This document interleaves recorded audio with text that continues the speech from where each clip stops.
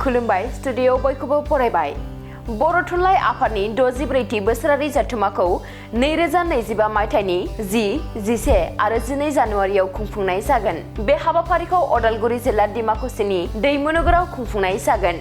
मिथिनो मोननाय बायदिब्ला खुंफुंजानो गोनां बर' थुनलाइ आफादनि 64थि बोसोरारि जथुम्मानि थाखाय बिटिआरनि गाहाय खुंगिरि प्रमद बर'आ लाइखुन्थिया गायसनदों। बिटिआरनि गाहाय खुंगिरि प्रमद बर'आ बुंथिबावदों दि बर' थुनलाइ आफादा बर' थुनलाइ आरो हारिमुआरि उनमोनथाइखौ संरैखा खालामनाय आरो जौगाहोनायाव गोनांथार बिफाव लागासिनो दङ।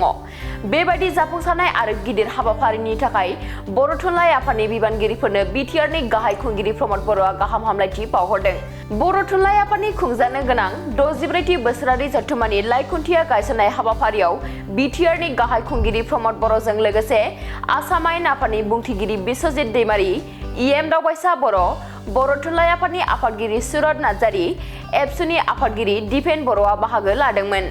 मख'नो गोनांदि गोदान दिल्लीयाव बर' थुनलाइ आफादनि गायसनथाइ सानजों बड'लेण्ड महोत्सबखौ 15 आरो 16 नबेम्बराव खुंफुंनाय जादोंमोन। बे हाबाफारियाव गाहाय मन्थ्रि नरेन्द्र मदिआ बाहागो लादोंमोन आरो बर' हारिनि एक्सपो दिन्थिफुंनायखौबो नायगिदिंदोंमोन।